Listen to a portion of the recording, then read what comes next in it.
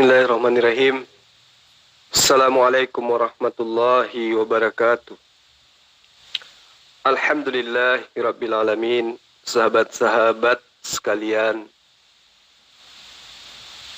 para subscriber channel Zulkifli, Emma Bas dan juga Suma Official.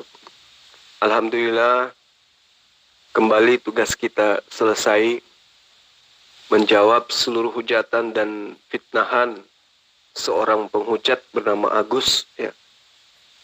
Di mana si Agus ini senantiasa membaca terjemahan Al-Quran lalu kemudian memahaminya dengan pemahaman sendiri tanpa ada dasar pijakan ilmu. Nah, ini bahaya. Kenapa saya katakan bahaya? Karena pemahamannya selalu mengacu kepada hujat, membenci dan menyudutkan ajaran Al-Quran, tapi dasar pijakannya hanya terjemahan yang diselimuti oleh pemahamannya sendiri terhadap terjemahan tersebut. Sementara kita tahu mempelajari Al-Quran itu butuh disiplin ilmu. Ada sekurang-kurangnya 17 disiplin ilmu yang harus dipahami ketika kita ingin tampil sebagai orang untuk mengajarkan Al-Quran kepada orang lain. Saya sendiri jujur saya belum berani untuk mengajarkan Al-Quran kepada orang lain, dalam arti kata mengklaim bahwa pemaparan saya terhadap hukum yang ada dalam satu ayat itu adalah mutlak benar adanya. Kenapa? Karena saya paham memahami Al-Quran tidak cukup hanya memahami 3 atau 4 disiplin keilmuan untuk mengkaji kalamullah.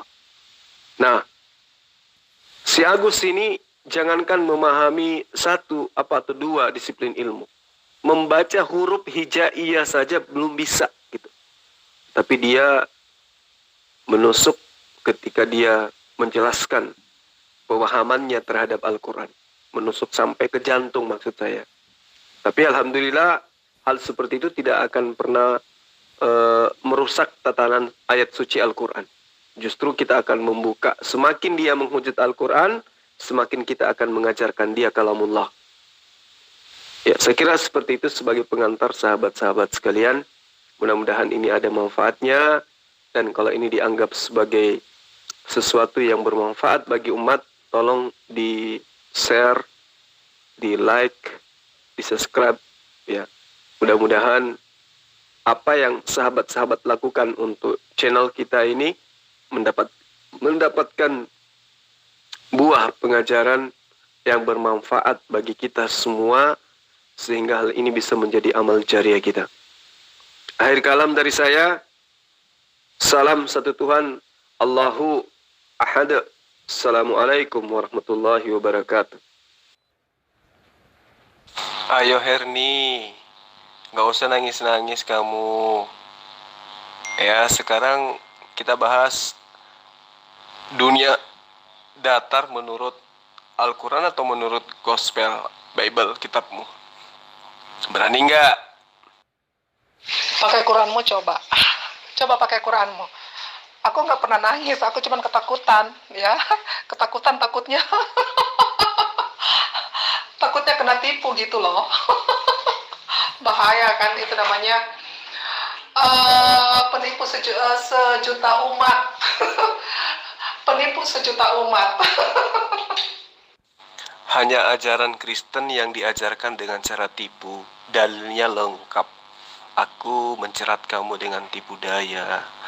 Aku dusta, aku pembohong, aku penipu. Itu ada di dalam ajaran agamamu. Kata Paulus, ya, tidak ada yang haram bagiku, semuanya halal. Itu ajaranmu. Sehingga apapun di dalam agamamu ya boleh, sah-sah saja. Nah, kaitannya dengan hujatan kalian mengatakan bumi itu datar menurut Al-Quran. Saya bacakan dalilnya ya. A'udzubillahi minasyaitonirrajim. Bismillahirrahmanirrahim. Alam tara annallaha yulijul laili fin nahar wa yulijun nahara fil lail wa sakhkhara syamsa wal qamara kullun yakhri ila ajalin musamma wa annallaha bima ta'maluna khabir. Lalu dikatakan, tidaklah kamu memperhatikan bahwa sesungguhnya Allah memasukkan malam ke dalam siang dan memasukkan siang dalam malam, dan dia tundukkan matahari dan bulan masing-masing berjalan sampai kepada waktu yang ditentukan, dan sesungguhnya Allah Maha mengetahui apa yang kamu kerjakan. Dari ayat ini sangat jelas ya, bahwa ketika Allah menceritakan tentang apa yang tertuang dalam ayat suci Al-Quran, itu jelas dikatakan bahwa berdasarkan ayat ini, kata memasukkan bisa diartikan bahwa terjadi perubahan bertahap dan perlahan-lahan dari malam menjadi siang. Begitu juga sebaliknya. Nah, fenomena ini hanya bisa terjadi apabila bumi itu bulat. Sebab jika bumi datar, maka tentu akan ada perubahan yang drastis atau mendadak dari malam ke siang dan dari siang ke malam tanpa adanya proses berlahan-lahan atau perlahan. Itu yang perlu kamu pahami. Lalu kemudian Allah Subhanahu wa taala juga menerangkan di dalam surah As-Sumar ayat 5, Khalaqas samawati wal ard bil haqq, dan seterusnya. Dikatakan dia menciptakan langit dan bumi dengan tujuan yang benar. Dia menutupkan malam atas siang, menutupkan malam, dan menutupkan siang atas malam, dan menundukkan matahari dan bulan masing-masing berjalan menurut waktu dan yang ditentukan. Dan ingatlah, dialah Allah yang Maha Perkasa lagi Maha Pengampun.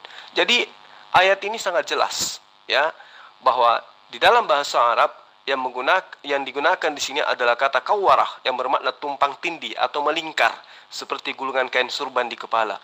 Peristiwa tumpang tindih atau melingkar silih bergantinya siang dan malam hanya terjadi jika bumi itu bulat. Lalu bagaimana dengan kitabmu? Ayo. Bumi itu datar. Daniel 5 ayat 10 Daniel 4 ayat 10 ayat 11. Mazmur 19 ayat 4, ayat 5, ayat 6.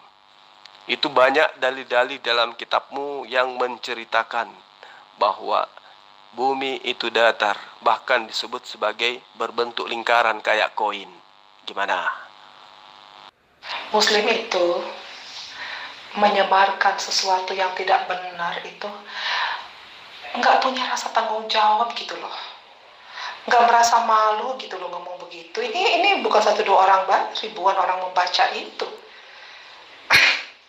Kamu ngomong begitu, akhirnya nanti orang tahu bahwa kamu itu bullshit. Kamu nggak malu gitu loh. Apakah kamu di agamanya kamu diajarkan begitu ya? Memakai segala macam cara demi untuk mencapai tujuanmu, begitu ya? Kamu Islam selalu bilang nggak ridho. Nah, cara-cara begini, cari makan sesuap nasi atau untuk mempengaruhi orang dengan cara begini, ini kan nggak ridho. Aduh, kamu punya mental yang muslimnya, kasihan sekali kamu. Inilah karakter muslim ya. Untuk hal yang sekecil begini saja kalian nggak bisa bertanggung jawab. Bagaimana untuk perkara yang besar? Kamu ngomong apa, umat Paulus? Penyembah manusia, kamu ngomong apa sih? Kok curhat? Orang ya di dalam grup ini ya nggak dibayar, nggak digaji ya, sosial ya, keikhlasan untuk memberikan informasi yang benar. Nggak ada mau lari, ngapain mau lari? Apa sih? Mau lari karena kamu? Siapa sih lo mau lari karena kamu? Apa masalahnya dengan kamu? Saya mau lari karena apa? Memangnya saya bersalah dengan kamu? Maaf ya, oke. Ini baterai aku lowbat ya, aku mau mandi dulu ya. Oke. Entar disambung. Thank you. Ya sudah, kau mandi aja dulu, Ibu Herni. Habis itu kamu pertanggungjawabkan kitabmu yang mengatakan bumi itu datar.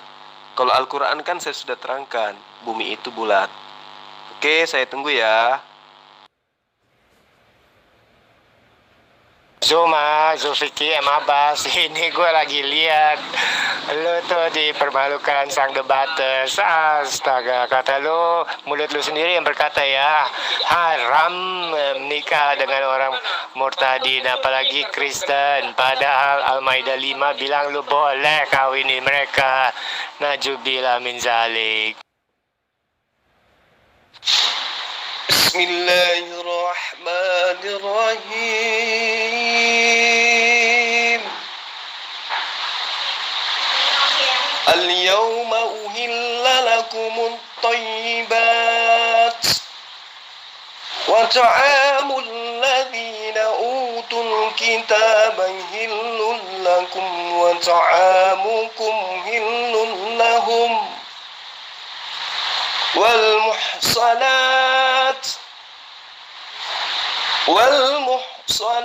من المؤمنات والمحصنات من الذين أوتوا الكتاب من قبلكم إذا آتيتموهن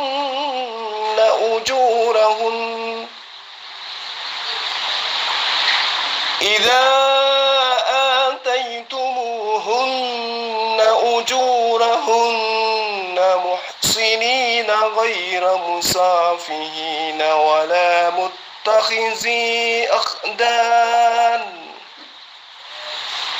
ومن يكفر بالإيمان فقد حبط عمله وهو في الآخرة من الخاسرين.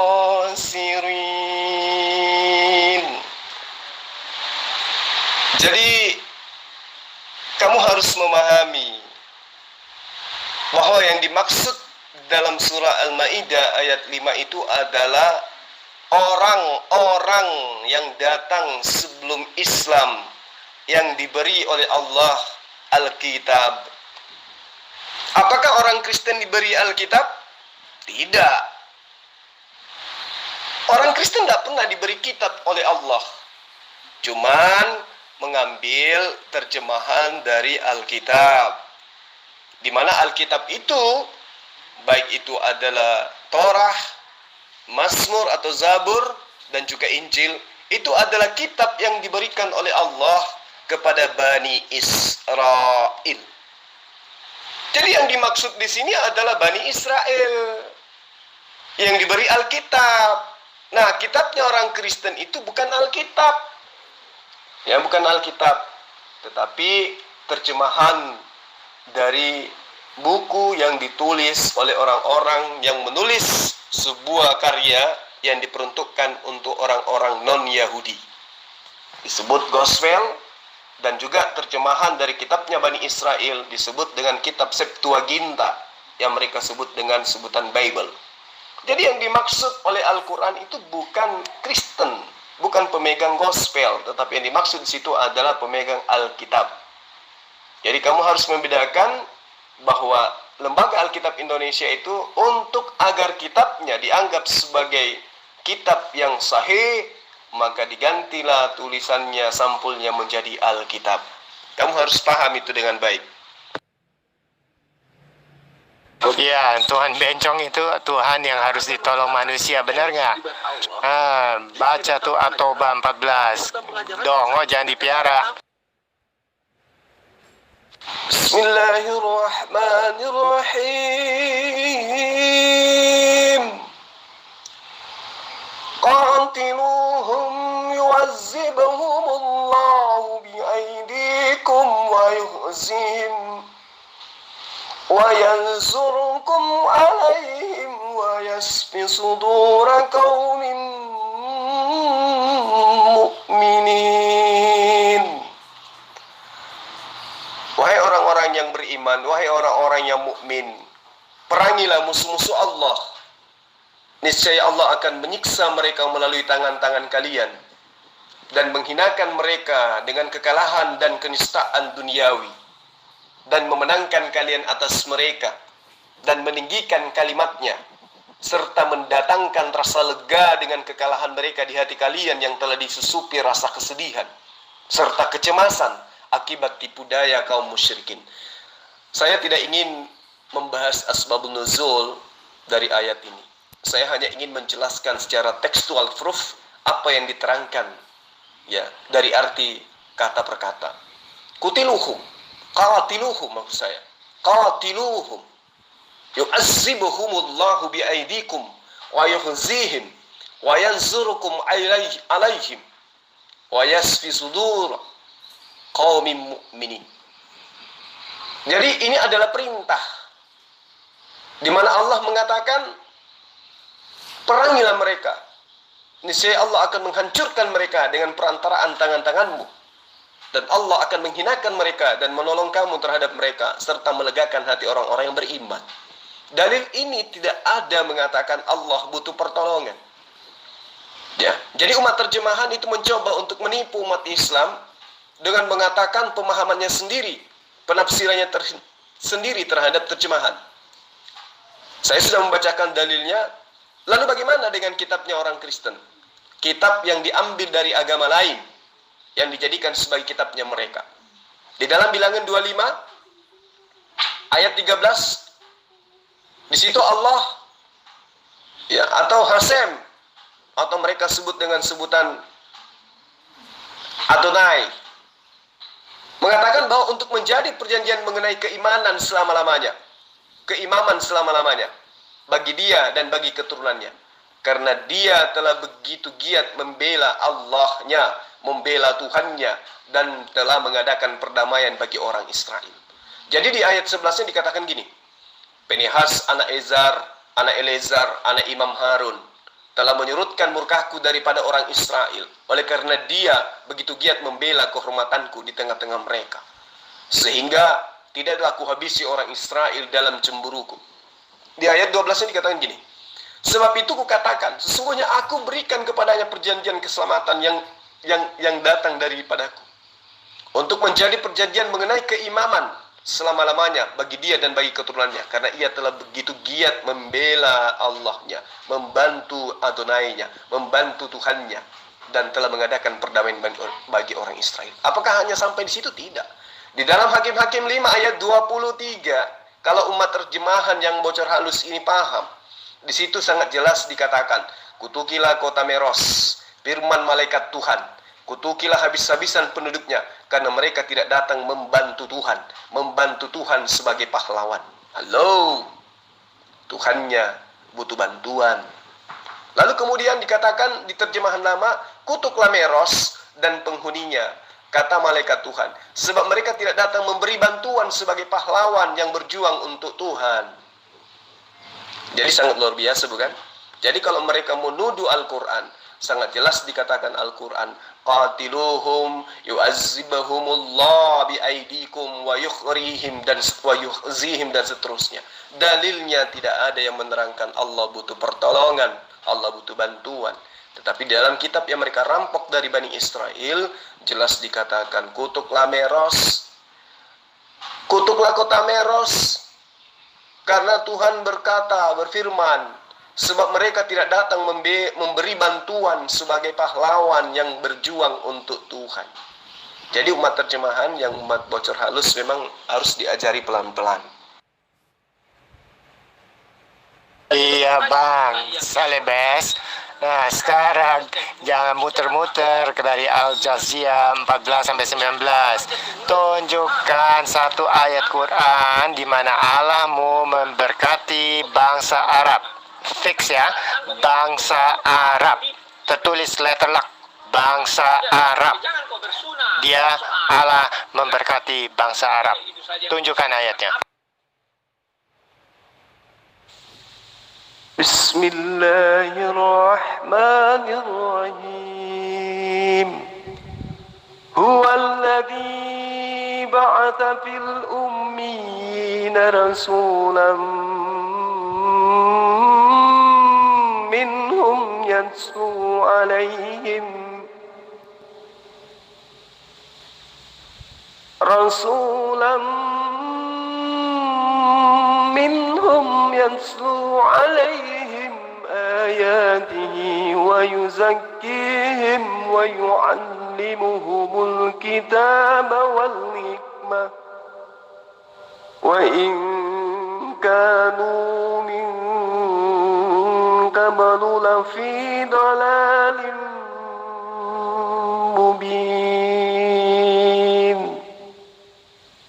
Jadi jelas Allah Subhanahu wa ta'ala di dalam Al-Quran surah Al-Jumu'ah ayat kedua, di sana dia terangkan adanya kata ummiyin. Jadi kata ummiyin yang dimaksud di ayat ini adalah jelas bangsa Arab. Jadi Allah menyebut bangsa Arab itu sebagai bangsa ummiyin. Ya. Apa yang dimaksud? Kenapa Allah menyebut orang Arab itu sebagai bangsa ummiyin?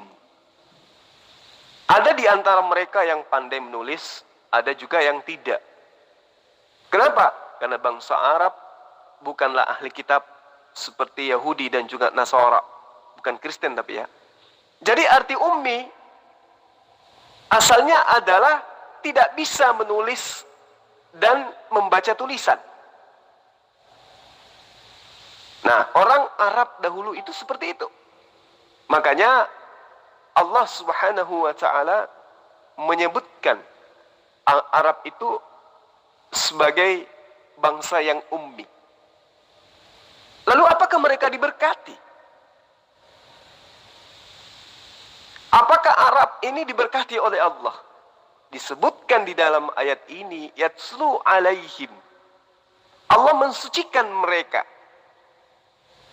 Mensucikan mereka artinya mereka bukan hanya sekedar diberkati, tetapi dia malah disucikan. Walladzi ba'atha fil ummiyina rasulan minhum yatlu 'alaihim ayatihi wa yuzakkihim wa yu'allimuhumul kitaba wal hikmah wa in kanu min qabl lafi dhalalin mubin.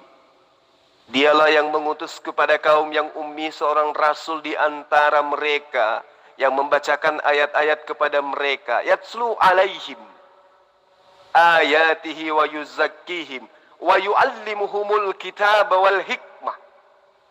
Mereka disucikan oleh Allah dan mengajarkan kepada mereka kitab dan hikmah. Wa in kanu, dan sesungguhnya mereka min qablu sebelumnya, dari sebelumnya, lafi dhalalim mubin, benar-benar termasuk orang-orang di dalam kesesatan yang nyata. Jadi dulunya adalah orang jahiliyah, kemudian dipilih oleh Allah, diberkati, disucikan. Dalilnya surah Al-Jumu'ah ayat 2. Ya.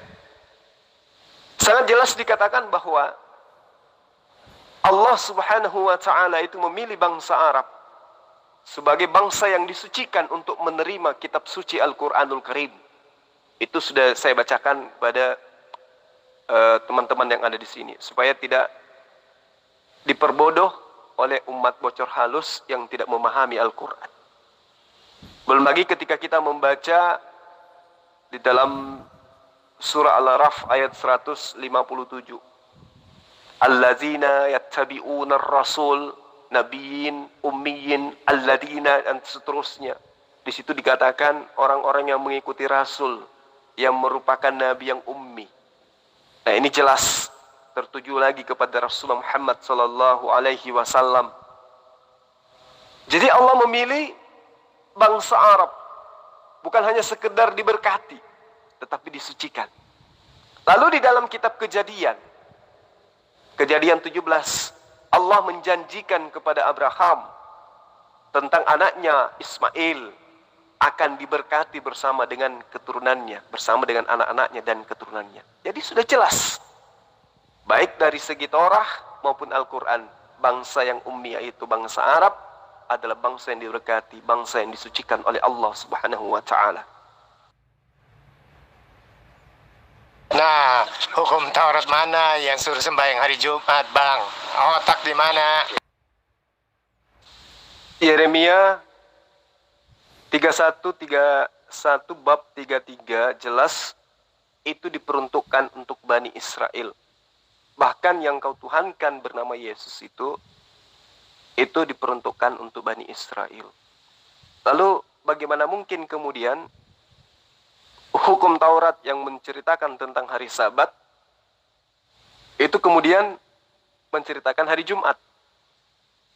Yang lucu itu adalah hari Sabat, hari Sabtu yang mengambil kitabnya Bani Israel kemudian merubahnya menjadi hari Minggu, hari Dewa Matahari. Nah, itu yang lucu. Ya, kalau Islam itu kan jelas, Islam itu syariatnya bukan Taurat. Syariat Islam itu adalah Al-Quranul Karim.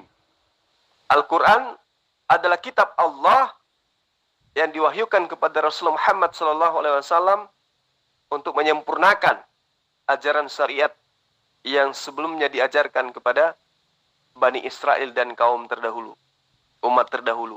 Itu yang perlu kamu pahami dengan baik. Ya, supaya jangan bocor halus terus. Iya, terima kasih telah membuktikan bahwa Injil itu masih asli dari zaman dahulu. Astaga, nyungsep lagi Kadrun. Di dalam Al-Quran, surah Al-Baqarah ayat 75, Allah berfirman, apakah kamu masih mengharapkan mereka akan percaya kepadamu? Padahal segolongan dari mereka mendengarkan firman Allah, lalu mereka mengubahnya setelah mereka memahami, sedang mereka mengetahui. Siapa mereka ini? Dijawab oleh Allah dalam Quran 4 ayat 46. Yaitu orang-orang yang beri kitab, diberi Alkitab kepada mereka. Mereka mengubah, menambah dan mengurangi perkataan dari tempat-tempatnya. Mereka berkata, kami mendengar tetapi kami tidak mau menurutinya. Dan mereka pula berkata, kami dengarkan, sedang kamu sebenarnya tidak mendengarkan apa-apa. Ya, jadi Allah Subhanahu wa taala telah menerangkan bahwa kitab yang telah diwahyukan kepada nabi-nabi terdahulu itu sudah dirubah. Di dalam Quran 3 ayat 78, sesungguhnya di antara mereka ada segolongan yang memutar-mutar lidahnya membaca Alkitab, padahal yang mereka baca bukan dari Alkitab. Dan mereka mengatakan yang mereka baca itu dari sisi Allah, padahal ia bukan dari sisi Allah. Mereka berkata dusta terhadap Allah, sedang mereka mengetahui. Yang mereka bacakan itu adalah karangan Lukas, karangan Matius, Markus, dan seterusnya. Jadi nyata bahwa bukan kitab yang diajarkan oleh Yesus. Yang dimaksud Injil itu adalah kitab, pengajaran, firman Tuhan yang diajarkan oleh Yesus kepada Bani Israel. Bukan gospel-gospel yang dikanon, yang diloloskan di Konsil Nicea, yang kemudian dikitabkan oleh orang Kristen yang hanyalah terjemahan. Jadi bagaimana mungkin saudara mengatakan kitab Anda asli, sedangkan yang Anda pegang itu hanyalah terjemahan. Jadi belajar lagi.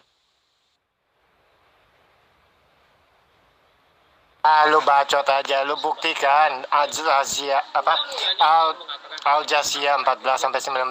Muhammad datang dari bangsa Israel.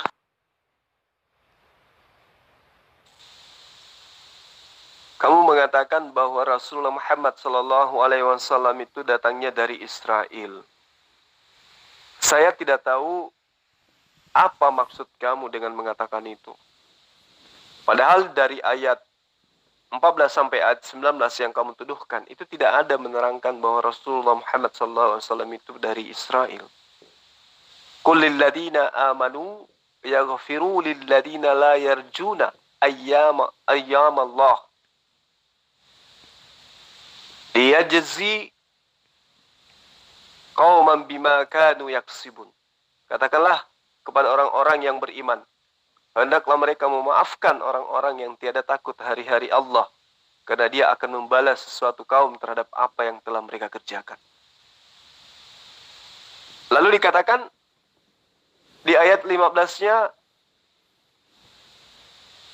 man amila salihan falinafsi wa man asaa fa'alaiha thumma ila rabbikum turja'un. Barang siapa yang mengerjakan amal soleh, wa man asaa fa'alaiha, maka itu adalah untuk dirinya sendiri. Ya. Lalu kemudian dikatakan oleh Allah, dan barang siapa yang mengerjakan kejahatan, maka itu akan menimpa dirinya sendiri.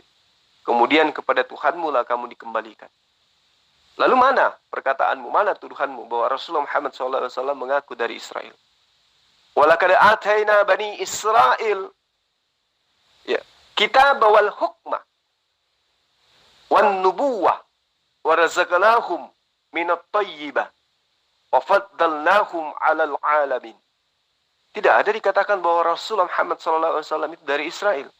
Cuma dikatakan walaqad ataina bani Israel, dan sesungguhnya telah kami berikan kepada Bani Israel ya, Alkitab, sebuah kitab, wan nubuwah,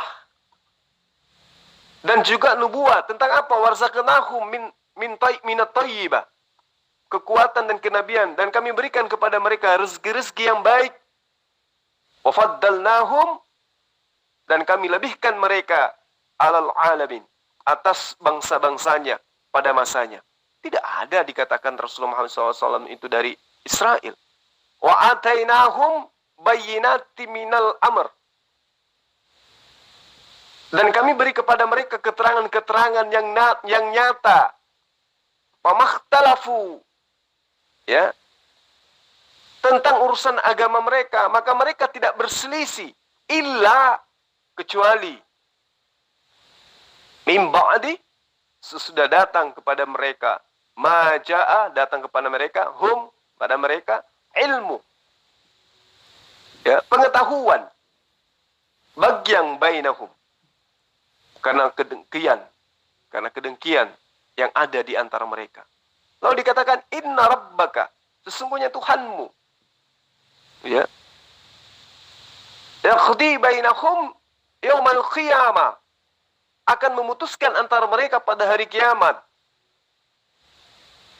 Fima kanu fihi yakhtalifun, terhadap apa yang telah mereka perselisihkan yang ada di antara mereka, atau yang ada pada mereka. Nah, lalu kemudian di ayat 18 dikatakan summa ja'alnaka ala syari'ah, dan kemudian kami jadikan kamu berada di atas suatu syariat atau peraturan, min amri, dari urusan agama kamu, agama kalian. Lalu dikatakan fattabi'ha, maka ikutilah.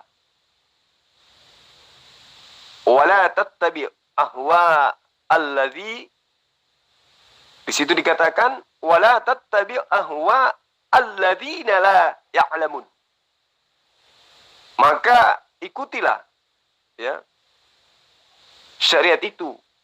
Wala, dan janganlah kamu ikuti hawa nafsu orang-orang yang la ya'lamun, tidak mengetahui. Lalu di ayat 19-nya dikatakan innahum la yaqdu anka minallahi syai', sesungguhnya mereka sekali-kali tidak akan dapat menolak dari kamu sekalipun dari siksaan Allah. Wa inna zalimina, dan sesungguhnya orang-orang yang zalim itu ba'duhum awliya ba'd, jadi sebagian mereka menjadi penolong bagi sebagian yang lain. Wallahu waliyul muttaqin, dan Allah adalah pelindung orang-orang yang bertakwa. Ini sudah ayat 19, belum ada dikatakan Rasulullah Muhammad SAW itu dari Israel. Jadi umat bocor halus ketika dia mencoba untuk menerjemahkan, untuk memahami terjemahan itu, ya, asal-asalan. Karena kenapa? Dasar pijakannya adalah kebencian. Tidak ada di dalam ayat Al-Jasiyah dari ayat 14 sampai ayat 19 saya sudah bacakan, di mana Rasulullah dikatakan berasal dari Israel. Jadi umat bocor halus ini memang betul-betul jahiliyah. Lu goblok lagi. Masa udah ganti topik? Kita selesaikan dulu Al-Jasiyah 14 sampai 19. Buktikan nabimu dari Israel. Jadi saya sudah membacakan dalilnya, ya, Saudara Agus. Tidak ada di situ umat Islam mengklaim atau ayat ini mengajarkan kepada kami umat Islam kalau Rasulullah Muhammad SAW itu berasal dari Israel. Nggak ada. Adapun kata Israel disebutkan di sana, itu justru hanya menerangkan bahwa sesungguhnya telah kami berikan kepada Bani Israel itu sebuah kitab, yaitu Torah. Walaqad ataina Bani Israel kitab wal hukmah. Maaf. Itu dikatakan seperti itu. Jadi tidak ada dikatakan bahwa Rasulullah Muhammad SAW itu dari Israel. Makanya kalau kamu ingin membahas ingin menerangkan sesuatu yang sumbernya menurut kamu dari terjemahan, kamu harus lihat original teksnya seperti apa, supaya kamu tidak dipermalukan seperti ini. Oke ya, baterai gue udah lemot, gue juga mau makan siang. Oke, semoga kalian bisa tambah pinter besok. Begitu gue tanyain pertanyaan Quran lagi yang ngeyel dan mustahil Muslim bisa jawab di level ulama pun sekalipun. Oke? Saudara, bocor halus ini pamit, ya, pamit karena sudah puas menghujat, menghina, merendahkan dengan menggunakan ilmu pemahaman pribadi terhadap terjemahan. Orang kafir ini secara akidah tidak mengakui Allah sebagai Tuhannya, tidak mengakui Yesus juga sebagai utusan Allah. Dengan kata lain, si kafir ini tidak mengatakan La ilaha illallah, Isa Rasulullah. Maka Allah sendiri yang akan menentukan hukumannya kelak di akhirat. Yakni di dalam Al-Quran surah Ali Imran ayat 56, Allah jelas menerangkan فَلَمَّا الَّذِينَ كَفَرُوا فَأُعَذِّبُهُمْ عَذَابًا شَدِيدًا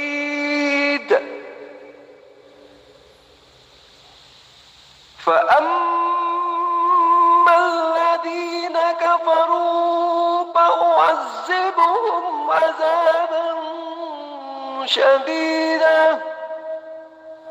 في الدنيا والآخرة وما لهم من ناصرين. Adapun orang-orang kafir, maka akan kusiksa mereka dengan siksa yang amat keras di dunia dan di akhirat, dan mereka tidak memperoleh penolong. Jadi sahabat-sahabat sekalian,